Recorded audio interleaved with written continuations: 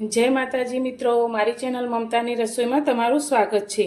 आजे आपणे बनावीशुं सांजे जमवामां शाक रोटली ना खावी होय अथवा तो कंईक शाक रोटली बनाववानी इच्छा ना होय अने मोडुं थई गयुं होय अने झटपट बनाववुं होय तो फूल फેમિલી माटे डिनर बनावी शकाय तेवुं आजे एकदम हेल्धी अने टेस्टी डिनर रेसिपी आपणे तैयार करीशुं। तो सांज माटे आ खूब ज परफेक्ट रेसिपी है जे बधाने खूब ज पसंद आवशे। तो तेना माटे अत्यारे आपणे घऊनो झीणो लोट लीधो छे, जे रोटलीनो लोट होय ते आ लोटने आपणे एक बीजा वासणनी अंदर लई लईशुं। तो अत्यारे मैं 1 वाटकी जेटलो लोट लीधो छे।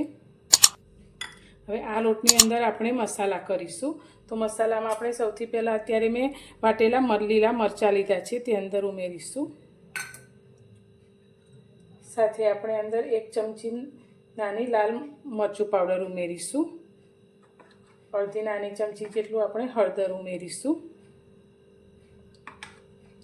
નાની ચમચી આપણે ધાણા જીરું ઉમેરીશું। સ્વાદ પ્રમાણે આપણે મીઠું ઉમેરીશું। સાથે નાની અડધી ચમચીથી પણ થોડો ઓછો એવો ગરમ મસાલો ઉમેરીશું। 1 ચમચી મેં સફેદ તલ લીધા છે તે ઉમેરીશું। સાથે આપણે નાની अर्धी चमची अजमो लीधो छे जेने हाथथी मसळी अने अंदर एड करीशुं। साथे आपणे लीली कोथमीर लीधी छे ते उमेरीशुं। हवे बधी ज वस्तुने आपणे पहेला सारी रीते मिक्स करी लईशुं। हवे आनी अंदर आपणे एक सीक्रेट वस्तु उमेरवानी छे जेथी आपणे जे रेसिपी तैयार करीए छीए ते खावामां खूब ज टेस्टी बनशे, जे तमे आ रीते क्यारेय नहीं बनावी होय। तो अपने ते वस्तु है ते छे अथाणानो जे रसो होय ते। तो आ उमेरवाथी आपणी जे रेसिपी तैयार थशे ते एकदम टेस्टी बनशे। तो आजे आपणे घऊना रोटना पुडला बनावीए छीए। तो तमे बेसनना पुडला तो घणीवार बनाव्या हशे, पण आ रीते घऊना पुडला बनाववाना छे अने एकदम जूनी रीतथी आपणे बनावीशुं जे तमे क्यारेय नहीं बनाव्या होय। तो हवे आनी अंदर आपणे पाणी उमेरी अने तेनुं खीरुं तैयार करीशुं। पाणी आपणे थोड़ुं थोड़ुं उमेरता जई अने तेनुं घट एवुं खीरुं तैयार करीशुं। तो एक साथे बधुं ज पाणी आपणे नथी उमेरवानुं, पण थोड़ुं थोड़ुं उमेरीशुं जेथी अंदर गांठा बिलकुल नहीं पड़े अने एकदम सरस स्मूथ एवुं आपणुं बेटर तैयार थशे।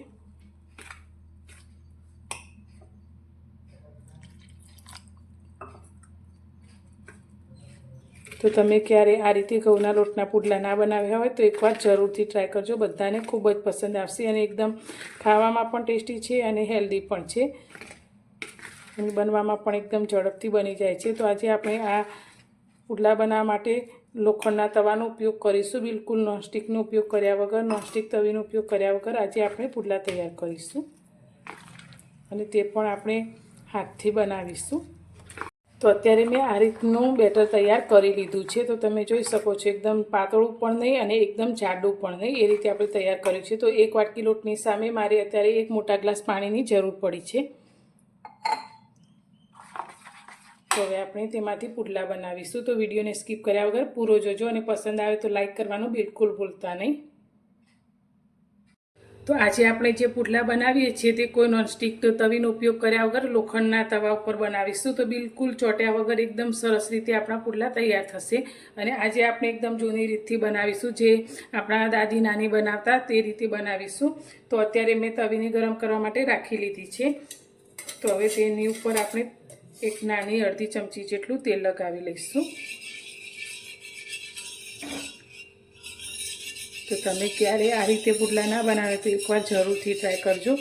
खूब ज सरस अने एकदम स्वादिष्ट एवा पुडला बनीने तैयार थाय छे अने बनता पण बिलकुल समय नथी लागतो। 10 ज मिनिटमां तमे पूरा परिवार माटे बनावी शको छो। तो तेल लगाव्या पछी हवे आपणे जे बेटर तैयार कर्युं छे तेमांथी आपणे बेटर अंदर लई लईशुं।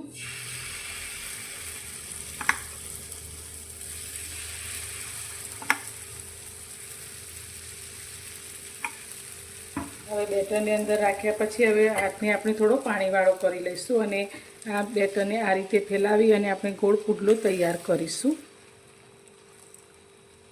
तो गैसनी फ्लेम धीमी हशे तो हाथमां बिलकुल पण दजाशे नहीं अने आपणो पुडलो आ रीते बनाववाथी एकदम पातळो तैयार थशे।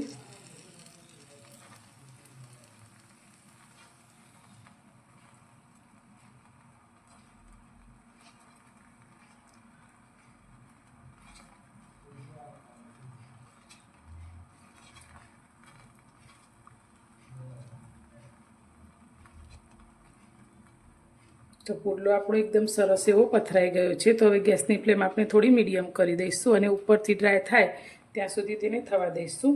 અને ઉપરથી આપણે થોડુંક તેલ લગાવીશું કિનારી પર.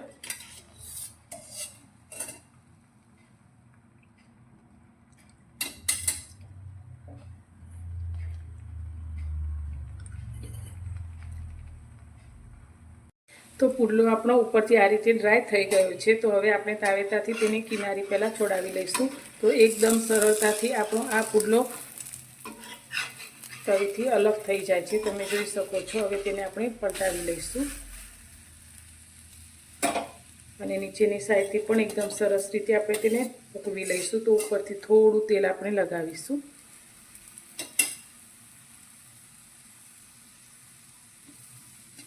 તો તમે જ્યારે બેસનના પુડલા બનાવતા હોય ત્યારે તવી ઉપર ચોંટી જતા હોય છે અને જલ્દી તે ઉખડતા નથી. પણ આ રીતે તમે જો ઘઉંના રોટલા બનાવશો તો જે પુડલા તમે બેસનના બનાવો છો તેના કરતાં પણ વધુ સ્વાદિષ્ટ બનશે અને બનાવતા પણ બહુ સરળ પડશે. તો નીચેની સાઈડથી પણ સારી રીતે આપણે ચડવા દઈશું અને આ રીતે બનાવવાથી એકદમ પાતળા એવા આપણા પુડલા તૈયાર થાય છે. તો પુડલો આપણો બંને સાઈડથી એકદમ સરસ રીતે ચડી ગયો છે. તમે જોઈ શકો છો અને એકદમ સરસ એવો પાતળો પણ તૈયાર થયો છે. તો આ જ રીતે આપણે બીજા પણ બનાવીશું. જો તમને આ રીત ના ફાવે તો તમે જે રીતે આપણે ઢોસા અને બેસનના પુડલા બનાવી છે ચમચાથી બેટર ફેલાવીને તે રીતે પણ તમે બનાવી શકો છો. તો ફરી આપણે બીજું બેટર લઈ લઈશું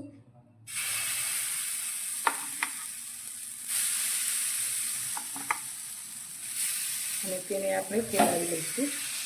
તો તમે હાથથી ના ફાવે તો આ રીતે તમે ચમચાની મદદથી પણ ફેલાવી શકો છો. પણ આપણે ઘઉંના લોટનો ઉપયોગ કર્યો છે એટલે ઘઉંનો લોટ થોડો ચીકાશ પડતો હોય એટલે આ રીતે ફેલાવવામાં તમને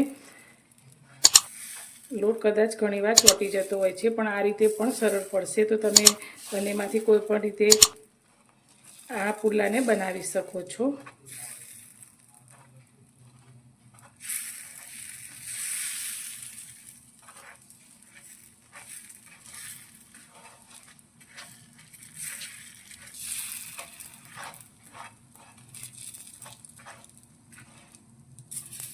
તો આ રીતે પણ આપણે આ રીતે પુડલાને પાથરી લીધો છે. પણ આપણે જ્યારે હાથથી બનાવીએ તે એકદમ પાતળો તૈયાર થાય છે.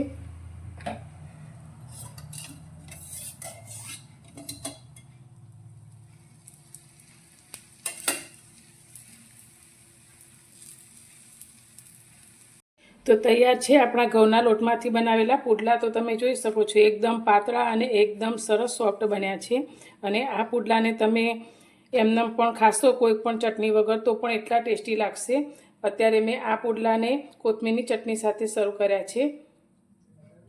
તો તમને મારી આજની આ રેસીપી કેવી લાગી તે મને કોમેન્ટમાં જરૂરથી જણાવજો. અને પસંદ આવી હોય તો વિડીયોને લાઇક કરવાનું બિલકુલ ભૂલતા નહીં અને વધુમાં વધુ શેર કરજો. અને મારી ચેનલ પર નવા છો તો ચેનલને સબસ્ક્રાઈબ કરવાનું બિલકુલ ભૂલતા નહીં. તો ફરી મળીશું એક નવી જ રેસીપી સાથે નવા વિડીયોમાં.